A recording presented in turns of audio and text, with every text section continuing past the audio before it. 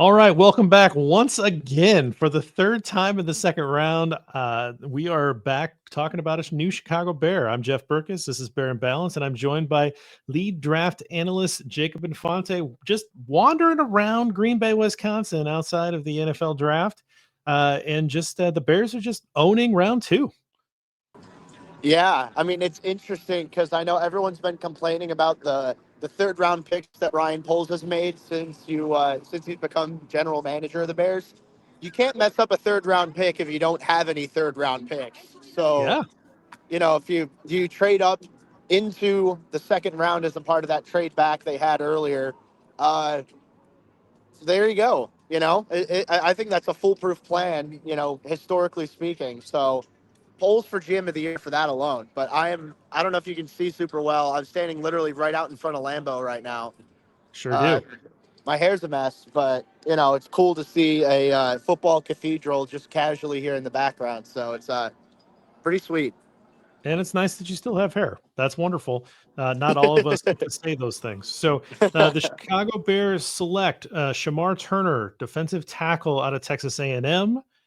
Kind of a three technique, kind of explosive athlete coming out of the three technique there. What can you tell us about Turner? Yeah, so I like Turner a lot. I think this is one pick where when I was going through and watching that A&M defensive line, I mean, obviously, because of the athletic tools, Shamar Stewart, the edge rusher, is going to have a higher ceiling. But I think Shamar Turner has a higher floor. And honestly, I think the value of Shamar Turner as a late second round pick is much better than Stewart as a mid first.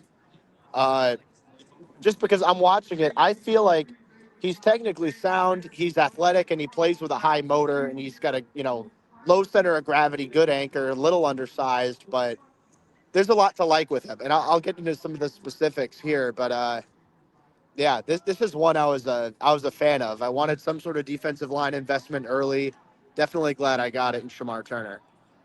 Well, looking at again, Dane Brugler from the Athletic, he's got Turner rated as his sixth defensive tackle prospect, 56th overall. So, again, this was pick 62. So essentially about in the range, maybe a small win just if you go straight big board, which is of course not how these things work, but it's a pretty good value there for where the Bears got him. Where do you think he fits? Where was he at in your big board? I know you don't have it in front of you, but where or were you about consistent with where Dane was? I was about that range. Yeah, I'd have to go back and check because I don't have it on my I don't have the split screen in front of me, but I do know I had him around the same range. I think this is good value. I had him in that fringe round two, round three sort of grade. So late second works out perfectly, honestly. So the Bears did, they added Grady Jarrett in the off season. Obviously, a guy that's been around for a while. They gave him pretty good money to come in. You've got Javon Dexter. You've got a couple of guys on the roster in that interior defensive line, but you can always use more. Like this is one of those positions where there's not a starter and then the backup drinks Gatorade on the bench all day. This is your defensive line. You're looking for a 7 or 8 guy rotation pretty regularly. So to me, they always needed to add at least one, if not two pieces here, and this looks like their answer to that. No, absolutely. I mean, I think that's the best way to put it. Where going into this, I felt pretty good. The Bears had three reliable rotational defensive tackles between Jarrett, between Javon Dexter, and Andrew Billings. But I did feel like they need one more. And just to have those four defensive tackles who can, in theory, rotate well and still play at a high level, I think it shows a lot to be excited about because I think they've really. I mean, everyone's going to talk about the offensive line investment, and I know that we've talked about it at length between the free agency moves and now drafting Ozzie Trapillo. Still didn't figure that out since the last time we did that post pick pod, but yeah, I think the defensive line investment has been strong as well, and then now to have two new strong defensive tackles to add to the rotation, I think is a significant improvement, and it's going to keep Dexter fresh. It's going to keep Billings fresh, and I think it'll get the most out of Grady Jarrett, where he was playing a full-time starting role in Atlanta. at this stage in his career, it might not necessarily be the best fit for him. So now I think, you have those two guys to begin with, and now you add Jarrett, and now you add Shemar Turner. I think that's a good-looking defensive tackle room, and I think that Turner, if he reaches his potential, I think he's going to be very well positioned to be that starter alongside Javon Dexter going forward. Looking at some of the write-ups, just quickly about Turner, looks like he's the kind of guy that's very aggressive, maybe overly so, plays with a lot of emotion. Obviously, teammates love him, but sometimes that can lead to penalties, which obviously he's going to have to get under control at the next level. But you like that level of nastiness out of your defensive lineman. But we mentioned Garrett a couple times already. What a guy to bring in. Garrett's a total pro. He's going to be the guy that's really leading that room. Of course, you've got a couple other guys like Sweat that can fill that as well. But like as a straight tutor for how to, like, hey, young buck, you want to live in this league for a long time. Here's how it's done. It seems like a perfect mentor for a guy like Turner, who maybe has some flags on his scouting report because he takes it just maybe a little bit too far sometimes. Yeah, and I will say, I mean, obviously it's, pick your poison. I'd rather have a defensive lineman or just a player in general who's way too passionate to the point where he finds himself getting wrapped up in the emotion of the game than someone who doesn't care, if that makes sense. And Well, obviously, sure. Yeah. yeah, and obviously it's going to hurt if he gets ejected. I know that's been an issue for him before where he, loses his cool, but that high motor shows that how he plays the game is his relentlessness to string together moves, to keep his hands active, to keep his legs active, to keep churning at the point of attack. I mean, it's definitely encouraging. And he's not the biggest guy. He's got good length and big hands, but he's about 6'3", about 290 or so. And he maximized that pretty well with a low center of gravity, low pads. Does a good job of getting his weight underneath him. Uh, but not the biggest guy, and I think he can. He's shown that he can overcome that with how hard he plays and how smart he plays, at least in terms of stringing moves together.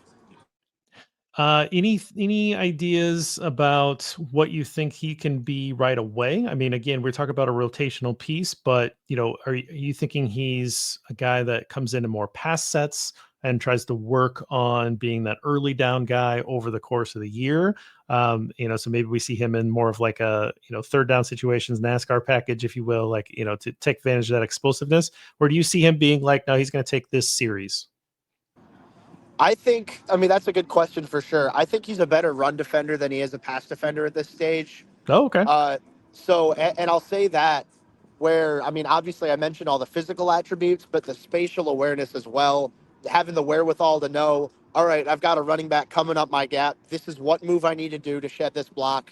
This is how I need to time it properly, and this is how I need to make that tackle. So I think that's something where you can have all the physical tools in the world, but if you don't know what moves to use, it's definitely, if you don't know what tools to use, then, you're screwed essentially. And I don't think that's the case with Turner. I think he's a smart, spatially aware football player. I think that you have two now in theory. You have Billings and Turner, who I think are valuable against the run, and then Grady Jarrett and Dexter, who might be a little bit better on passing downs. I think Turner's the type of guy who can. He's certainly the type of guy who can, serve as a three tech, defend the run there. He could generate some pressure as a one technique on passing downs. He's explosive. He's a good athlete. I think his agility as a pass rusher can improve, but I think that there's certainly upside to work with, though. All right, I've been asking you every time. Give me a grade on Shemar Turner. So this one I'm going to give an A minus. I think that so out of the four picks that the Bears have made so far, this is my second favorite behind Luther Burden. Which, I mean, you take that for what it's worth. I'm a Mizzou fan. Naturally, I'm going to be high on that, but I do think he's a hell of a football player. As far as a pure non-biased opinion goes, you could say Shemar Turner it would be have the best grade for me. I think he's going to contribute right away. I think he's got starting upside. Is he ever going to be a superstar? I don't think so. But for a late second round pick, I think if you get a good starter who can stick around for a long time, I think that's incredible value. I think that's the ceiling with Turner. I think he's got a high floor as well, to where I think he'll at least stick around in a rotation for a long time. So A- is what I'm sticking with for Shemar Turner. Love it. All right, Jacob, really appreciate it. Long Friday night for you, but the Bears did us a favor by improving that third round pick up into the late second. So we get to get out of here a little early. We will see you tomorrow for the rest, assuming the Bears don't trade back into the third round, which I just don't think is going to happen. We will see you tomorrow and we'll wrap up the rest of the draft. Yeah, no, it sounds good. I'm looking forward to it. We'll see if they move up. I don't think they do, but if they do, I'll be right here waiting. So I appreciate you having me. Sounds good. Go get some cheese curds, my man. Oh, I already got it. I already got the cheese curds. I'm like a good 2 orders of cheese curds in tonight. So some people have beer, I have cheese curds. So there you go. Yeah. But Yeah. Consume your calories and cheese. I love it. The exactly. Wisconsin way. All right, Jacob, I appreciate it.